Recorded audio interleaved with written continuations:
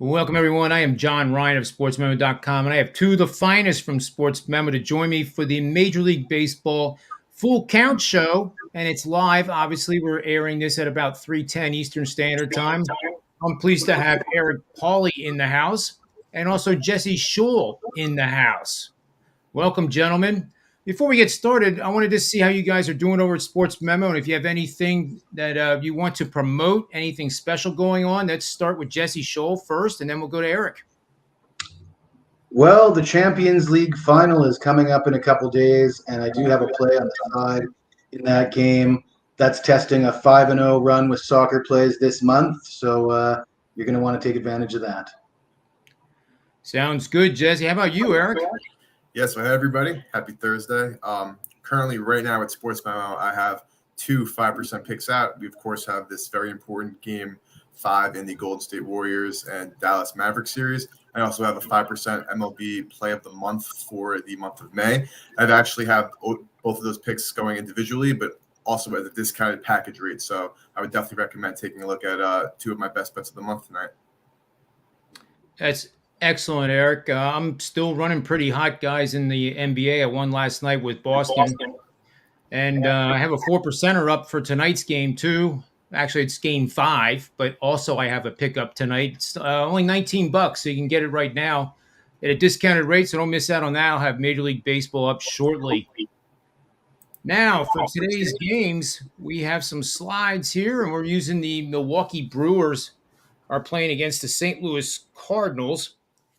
And that is one of our games, right? Yes, it is. So we have Eric Lauer on the hill for the Brewers. We have the veteran. This guy is probably older than Jesse Scholl, Adam Wainwright.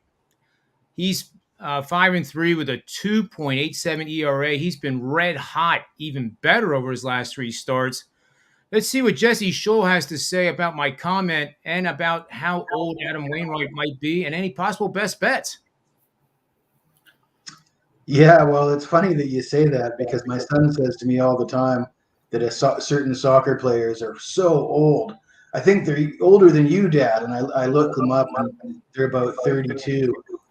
Wainwright's 40, so I got 5 years on him. But anyways, yeah, about the Brewers and the Cardinals. Of course, the Brewers are in first place in the Central. The Cardinals aren't far behind. The Brewers won 2-3 at San Diego. There'll be a slight dog in game 1 at St. Louis. Eric Lauer is 4-1 with a 2.16 ERA, but probably more importantly, the Brewers have won 6 of 7 when he starts. Wainwright's been great. He's turned back the clock. Even though he's 40 years old, he's still pitching great. 5-3, 2.87 ERA. Not bad for a guy in his 40s. I'm looking at the total here, though. The side's too tough to call. I think they got the line about right. But the over is 4-1 in St. Louis's last 5 home games. The Cardinals have gone over in 5 of their last 6, when the total is between 7 and 8.5. And the weather today, they're calling for rain. There might be some delays. The wind is blowing out. So while you do have this excellent pitching matchup, any rain delay could result in either of these two pitchers throwing an inning or 2 or 3 less than 5. And if they got a rain delay for half an hour, those guys won't be coming back out there, which opens up the potential for more bullpen action. With the wind blowing out and the number at 7.5, I think the value lies with the over here. It's good stuff, Jesse. I think so, too. It makes total sense to me. If you see the storms are coming in, and believe me, all you have to do is look at the radar in the Midwest, and if you see that red stuff, that probably means it's going to be more than a half an hour. And I like that take on it. 2 pitchers that are pitching very, very well are prone. I mean, they're prone to a regression, and the over here I think is priced right to bet. Let's see what Eric Pauly has for us here in this matchup. Yeah, of course. And if there is one thing I've learned from my time being on this show is that when I'm on the same side as Jesse Schule, I'm already at 100% more confident in the pick that I'm going with. I initially was all over 7.5 for this game, and I am, again, completely agreeing with Jesse here. A lot of the points that he's made concerning Lauer and Wainwright. So Lauer has been really pitching very well this season, and Wainwright, of course, has been pitching well as well. But looking at the offenses of these two teams, so the Cardinals, the Brewers have a 737 OPS against right-handed pitching this season, which is the 5th best in the MLB. And the Cardinals have the best OPS against left-handed pitchers, and Eric Lauer's lefty, of course, with an 862 on-base plus slugging over the course of the season. So despite the fact that Wainwright has been, again, really pitching really well this season, the last time he did pitch against the Brewers was back in April. He allowed 4 runs on 8 hits and just 4.1 innings of work, which might have been probably his worst start of the season to date. Again, Lauer's been really great. He's been allowed only 39 base runners so far this season and leaves 92.7% of them on the base pass, which is well above the major league average. Pitching to a tune of a 2.16 ERA, a 3.36 fielding independent pitching, and opposing batters only have a 255 batting average on balls in play off Lauer. So again, you have this Cardinals offense that mashed against left-handed hitters, and this Brewer offense that mashed against right-handed hitters against two pitchers that are hot and due for aggression. I think that factoring in the wind, over 7.5 runs is certainly the bet for this game. Yeah, I like it quite a bit. I'm on that total as well. I was going to take Adam Wainwright as a prop bet. 3.5 strikeouts. I was going to bet the over, paying -175, which is out of character for me. But based on what Jesse said with the weather, Jesse, do you still think that's a good bet for me to take to the window over 3.5 strikeouts, Adam Wainwright? I would say play it by ear and wait till about half an hour before game time. You'll get a more accurate picture of whether there's going to be a early rain delay. I think that'll be a little more clear closer to game time. Yeah, good stuff. Thanks for the information. I'm not so sure Ronald Kabang would agree with Eric's statement that when you guys are together, but we could ask him at another time. Let's move on to the next game. The next game is the what game is that, guys? I'm Boston, Chicago. Oh, Red Sox versus White Sox. Here we go. The Red Sox have suddenly gotten pretty darn hot here, and they're on the road, and they're only they're basically plus 100 here. The total is 9 runs. And there's the pitching matchup for you guys. And there's the hot streak. And does Boston keep winning? Let's see what Eric Pauly has to say about that. Yeah, so for this matchup, I'm actually looking a different direction, and it's going to be the best bet that I reveal later in the show. So I'm just going to, read off a couple of things that I have noted for this game. Of course, looking back at this series so far, the Red Sox absolutely blew out the White Sox in the first game, and last night was a very close game with Lucas Giolito pitching very well for Chicago, minimizing Boston's runs, and the White Sox took home that win. Looking at Michael Wacha, who's making the start for Boston, you look at his newspaper stats, as we like to say, you would think he's the best pitcher in major leagues this year. He's got a 1.76 ERA and has only allowed 6 earned runs so far this season. When the hitters are making contact, they are not getting on base. Their batting average on balls in play is only a 173. But if you take a little bit of a look into some of the more advanced statistics, Mr. Michael Wacha has a fielding independent pitching at 4.32, which is actually below the league average. So what that's telling me is that Wacha's been bailed out by the defense, and he has not actually been as effective as his ERA is telling me. He does not go deep into games at all. And the Red Sox bullpen has been a mess this entire season. The White Sox are not hitting righties well whatsoever this season, only having an OPS of 621. But I'm a little bit concerned about Wacha and his sustainability for how well he's been pitching. Then on the other end, you have Dallas Keuchel. Yes, I'm sorry. Oh, excuse me. So on the other hand, you have Dallas Keuchel, who's had a very, very rough season so far. He's had only 1 game in his 7 starts without allowing a run. He pitched against the Red Sox back on 5-8 and allowed just 2 runs on 8 hits and 6 innings pitched, which is, a really great start, one of his best of the season. He followed that up against the Yankees on 5-14 with a very good start. Then a week later on 5-21, got absolutely smacked around by the Yankees. And I expect the Red Sox to do the same thing. They saw him one time. Keuchel gave them his best, and I do not think he can replicate that. So I'm going to lean for the Red Sox in the money line, and I'll give out my best bet later in the show for this game.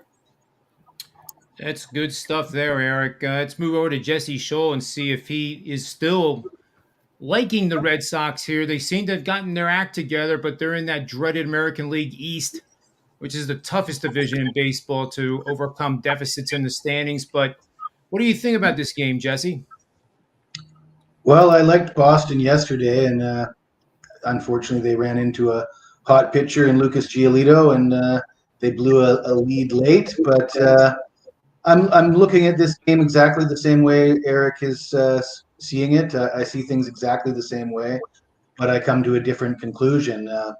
Boston had won 6 straight before losing game one here. Boston has 10 road wins. Chicago has 10 home wins. I mentioned yesterday that Lewis Robert leads the White Sox in hits, home runs, RBIs, batting average, and he's out of the lineup with illness. Waka, 3-0, 1.76 ERA in the newspaper stats, as Eric likes to call them. More importantly, though, Boston's won 5 straight when they've sent him out there, and that's the stat that makes us money is wins and losses. So I'm sort of leaning on that a little bit. And Keuchel, as Eric mentioned, 2-4 with a 6.60 ERA. He's allowed 42 hits in 30 innings, and this guy used to be great, but he's starting to remind me of Jabba Chamberlain. I'm not a big Keuchel fan these days. I think his better days are behind him. So I'm going to lean on Boston as a dog on the run line, plus 1.5. I think that's where the value lies here with this game. It's good stuff. I like it. I don't have too much to add here other than, if it's not broke, don't try to fix it. And that's the Red Sox right now. And they just are in one of those grooves that I don't see any signs of regression with the offense. They had one game after scoring 16 the night before. And a lot of times, Major League Baseball teams, there's angles all over the place with teams that score 15 or more on the road or at home as favorites. They don't tend to score another 15 runs back-to-back games. And I'm not surprised that Boston I'm surprised that they only scored 1 run, but I'm not surprised that the total did what it did. But they should bounce back tonight, much like a rubber band. It stretches, it snaps, you go back, and then it goes again. And that's kind of what that offense is right now. So I think anytime you see them score 2 or fewer runs in a game, you got to be thinking team total over in the following game. So that's what I have on that to add to your great analysis, you guys. Let's move on to the third and final game, and that is the Toronto Blue Jays, who are underperforming, at least in my estimation. I'm sure the fans are disappointed. They're only 3 games over 500. And for the life of me, I can't figure out what is wrong with that offense. If you would have told me they would have been ranked 25th in Major League Baseball, scoring just 3.674 runs per game, I would have taken that bet, and obviously I would have lost. Counter to that, though, is the Angels are outperforming our expectations. They're 5th in Major League Baseball, scoring 4.756 runs per game. Guys, that's more than 1 run per game difference between the two teams, and I didn't see that coming. And the pitching matchup tonight looks like a complete mismatch with Ohtani on the hill for the Angels. He 2.82 ERA. What can you say? And he's going up against Ryu, who is, he's had moments where he's been just absolutely tremendous in past seasons, and then he's had batting practice. And with a 1-0, 6 ERA, and not too many innings pitched, and an over-under of 7.5, I almost think the Angels are going to score 7.5 runs or 8 runs on their own merit. Let's start with Jesse Schule on this matchup and see what he has to say and if he agrees or disagrees. I am going to disagree with you, John. Great. About Ohtani, I think your words were 2.20 ERA. What can you say about that? Well, here's what I have to say about that. Ohtani is coming off back-to-back losses in his last 2 starts, or at least the Angels lost those games. He pitched quite well. He allowed 3 runs on 8 hits, 4 walks in 12 innings, but that brings LA's record to 3-4 in his 7 starts this season. And they are a heavy favorite today because Ohtani's pitching, and I've said it over and over again on this show. I'm not a real big fan of the hype surrounding Ohtani. I think he's a great player. I think he's the star that everybody thinks he is, but I'm just not sure I'm not sure that's priced correctly. Let's put it that way. And regarding Ryu, the 6.00 ERA is a little bit concerning.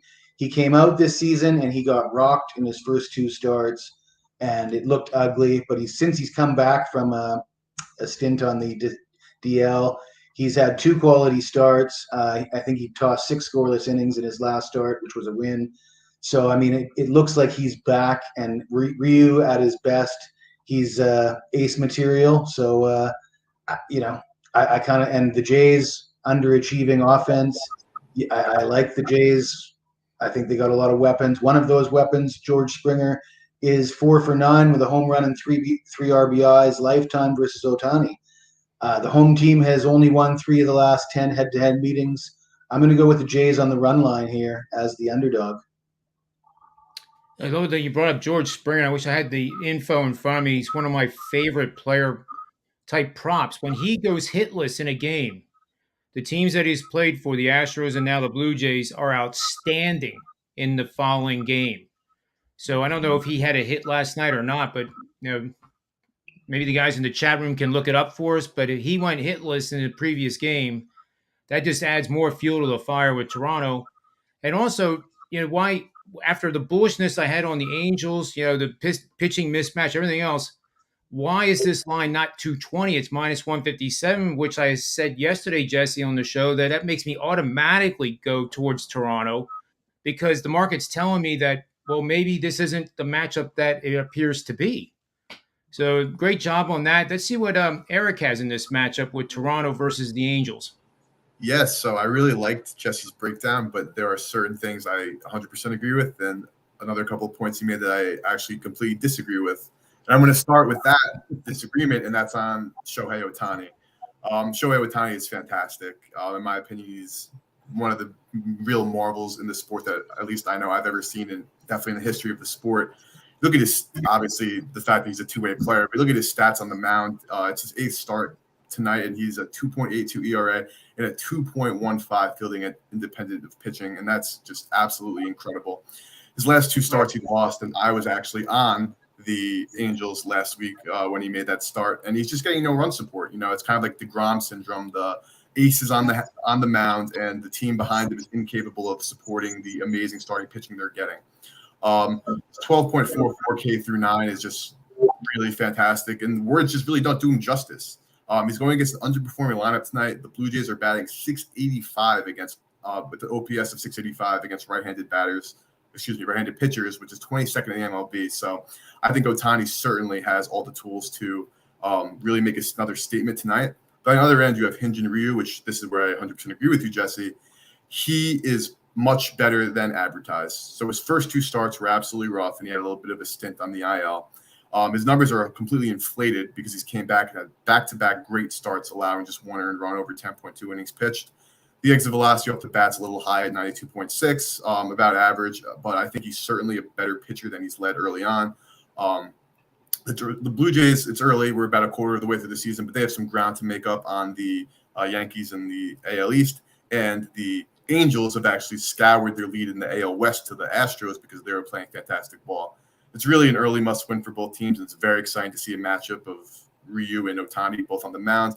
And again, where I 100% agree with Jesse, Toronto plus the 1.5, I think is a fantastic bet for tonight.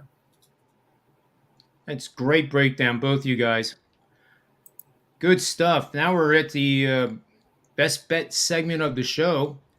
And you're allowed to go off of these 3 games if you don't have a best bet that you want to give out, or if you want to give something else. And if anything else going on in SportsMemo that you didn't mention earlier in the show, or you want to repeat, that's fine too. Let's start with Jesse Schule with his best bet for the show.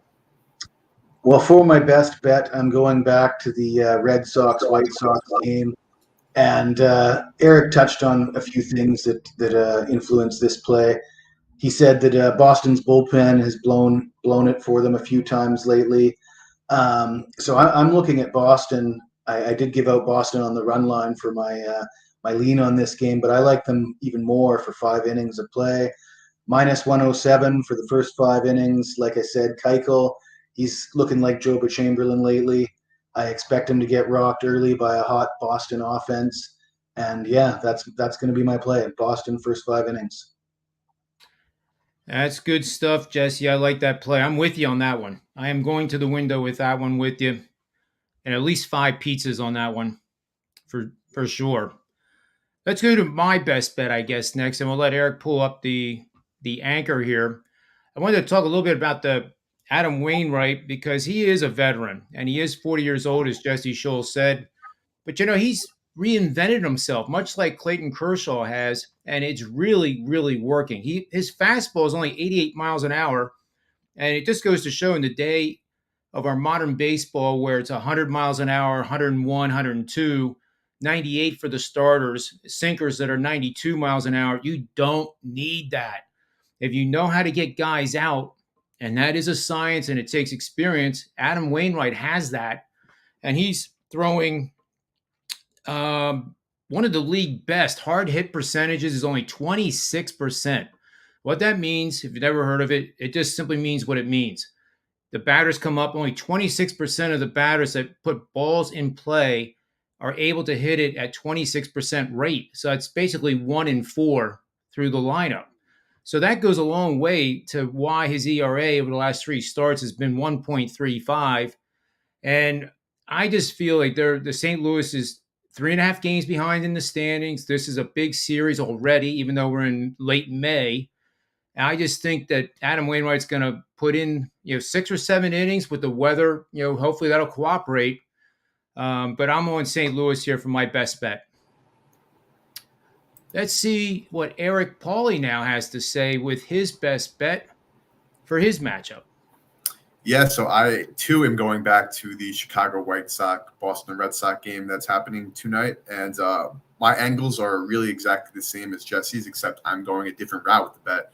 And my best bet for that game and for the day is the Red Sox team total over 4.5. I think this is going to be a high-scoring game through and through. Again, I don't think Michael Wacha's really been as impressive as a pitcher as his stats or his, again, newspaper stats show. And I think that, again, the White Sox do have some real issues hitting right-handed pitching, but it's a good thing because we're focusing on the Red Sox today. And Keuchel, his best days are certainly behind him. He had one of his best starts of the season against the Red Sox a couple of weeks ago, and I do not think he could repeat that performance. The Red Sox lineup is hot. They've seen him again. They are the catalyst behind this team if they want to win ball games because their bullpen isn't doing it and their starting pitching isn't doing it. So instead of going with the first 5, I think the Red Sox were going to score definitely over 4.5 runs for this matchup. Brings us to the end of the show, which I always hate, but we have Manny's Pub coming up. We're reinstating it. We're restarting it. We managed to pay off the liquor bills that were run up by the previous guests, and we're able to have the show start again at 4:30 today. So best bets again are over the team total in Boston, 4.5 runs, which I think is a great bet, -105. Jesse Schule is on the Red Sox first 5 money line, which I think is an equally good bet. Pick both of them or one or the other. And, of course, I'm on the Cardinals money line -120 with Adam Wainwright boxed with that, just in case something would happen with the weather that they might hold him back and not even start him if they know it's going to rain. Make sure you box it with him. If he doesn't start, there is no bet then. All right, so that brings us to the end of the Full Count Show. We're going to be back tomorrow at the same time, 3 o'clock Eastern Standard Time, for another edition of this marvelous show. And until then, always remember the 2 things you're supposed to do with your head, and that is to bet with it and not over it. And may all the wins be yours.